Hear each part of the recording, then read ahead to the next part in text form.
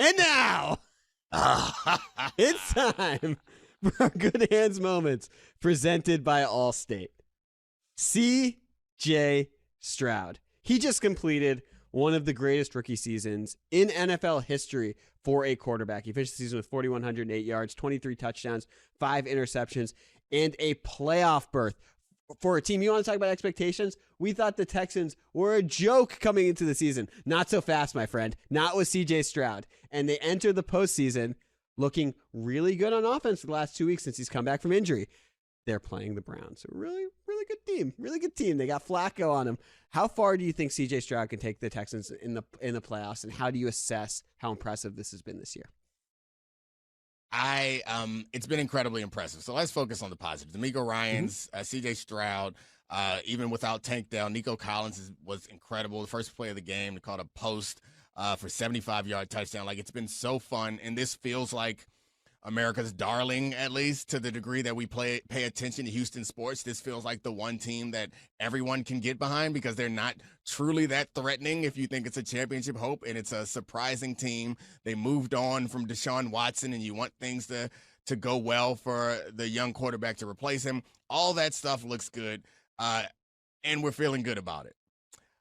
However, they are running into quite a challenge. So if the question is how far can they go, I'm not sure they get past this first week. How far can they go with a quarterback like C.J. Stroud? We saw in the course of this game, he put on display his ability. I think that one pass where he's under duress and he throws it to a spot that looks like he's throwing it away, and Nico Collins runs to it and makes an incredible play. Like, there are so many plays in the course of that game where you're like, well, when you have a quarterback like this, you can pretty much feel like you're in every game, but he's still a rookie. So, like, week one in the playoffs, like, I think going up against a great defense and a team that has higher expectations and is probably more talented top to bottom, I think that's probably likely where it stops for this fun, feel-good story.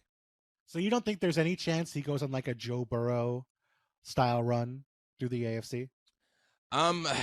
Of course, there's a chance. I think that's beyond just like a tiny chance. There's like more of a chance than normal would be for a rookie quarterback.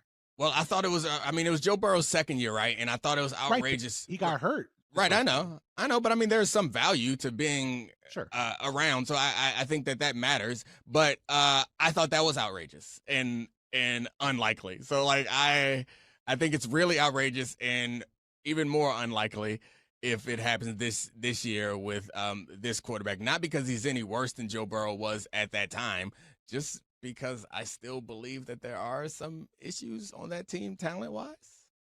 What do you think they lack? What do you think they're missing, Domonique Foxworth? Keep in mind, this is going to be aired in Houston, I assume. They're missing nothing. They're perfect. I love everything about them. Their defenses come around quite well. Their secondary is improved. Stingley turned into the corner that I thought he could be. We were all wrong about getting Anderson early in the draft. But, yeah, I think there are some issues with the weapons on offense now that they are down. I think Robert Woods is out too, right? And Tank Dell, they are low on weapons offensively, and they can defenses can tilt towards taking away their number one threat. And I think there are things that the quarterback has not seen yet. A young quarterback has not experienced yet in preparing for a playoff game in the NFL. But just to be clear, you're picking Joe Flacco just because the person who didn't believe in Joe Flacco's playoff run. You're picking Joe Flacco. I'm not going to fall into this trap where you try to pretend like I said that Joe Flacco can't go for a playoff run. I am picking Joe Flacco in this game. I'm picking the Browns defense in this game more than I'm picking Joe Flacco. But, yes, he's capable. You know what I loved about C.J. Stroud in that game, week 18? First play of the game, like your first long play of the game. Gus Bradley is famous for being a Seattle guy. So he plays a lot of cover 3, middle of the field occupied. So that's going to take away the post. You're not going to want to throw the post against cover 3. What does Gus Bradley do on the first play of the game? He plays quarters. Yep. What does C.J. Stroud see? Quarters. What does he throw? A post 75 yards for a touchdown. I love that.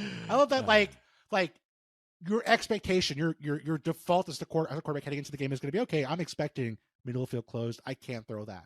Sees it open, fires a perfect pass for a 75-yard score. I mean, it's just like, The Browns are going to try to disguise stuff. They have incredible talent on the defensive side of the ball. They have been the best defense in football all season. I will say they have slipped a tiny bit over the last 2 weeks. The Jets kind of moved the ball on them in week 17 with Trevor Siemian at quarterback. Myles Garrett has 1 sack over the final 8 games of the season. He's been battling a shoulder injury. They're still really good. Do not take away from this that I'm saying the Browns defense is bad.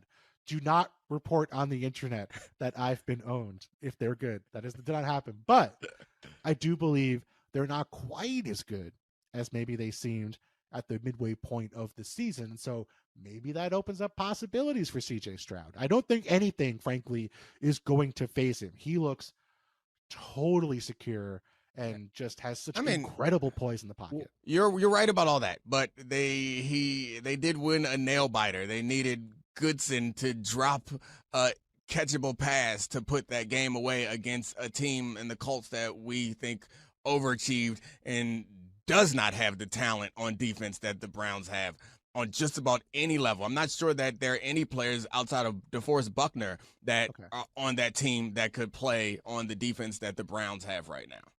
Sure, I agree. But they could have better offensive days. CJ Stroud threw the ball like 24 times in that game. If they get into a shootout with Joe Flacco, I kind of think CJ Stroud can win that game, even though the defense is good. Agreed, but I mean now we're in anything can happen territory in this conversation. I'm not in anything can happen territory. I am in, to me, that is a distinct possibility. Mm-hmm. Yeah, I like if we're in a shootout, I like kind of game.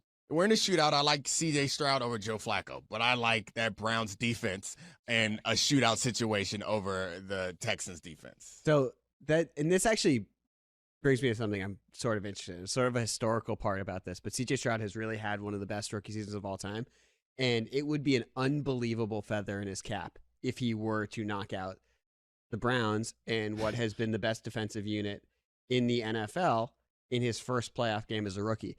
And I was looking through some of the best rookie seasons ever by a quarterback, and there's a tier of them of Cam Newton, Andrew Luck, Dak Prescott, Russell Wilson, and then there's a tier up, and there's RG3, who is an MVP candidate for most of the season. Then there's the tier up from that where it's Dan Marino, which is sort of the gold standard. He's the only rookie quarterback who's ever been an All-Pro. His numbers are actually shockingly similar to CJ Stroud's. Obviously, it's a different era, which makes it much more impressive.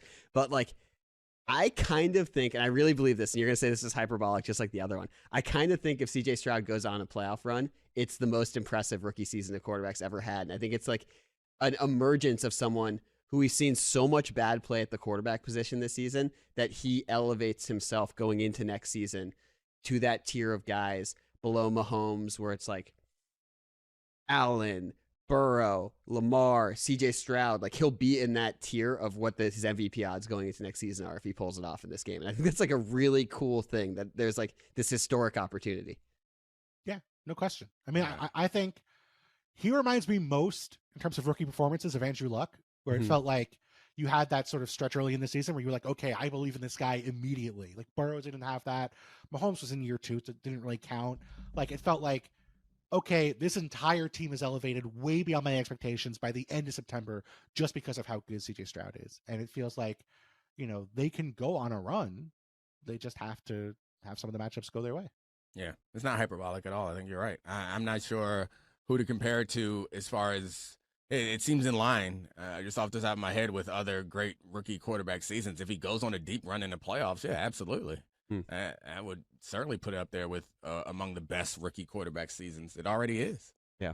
I am a little worried we're going to get Texans-Ravens, because the Texans are the 4 seed, right?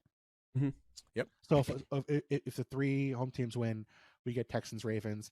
CJ Stroud beats Lamar, and then it just becomes CJ Stroud is the new, should be the MVP conversation. Was it 25-9? I think they played them early in the season. And that was week 1, though. Yeah, I was going to say CJ's a lot. I wasn't saying that because it's predictive. I just was showing off that it's randomly remember that score.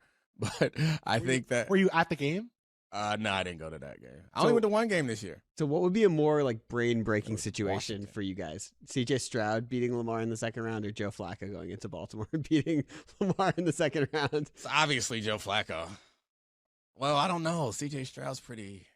Yeah, I mean, Joe Flacco, it would just be. I think CJ Stroud did not have the quarterback hype that we have normally going into a season for a quarterback to play that well. Normally you have a lot of hype around those type of quarterbacks, and I think the same thing would be true.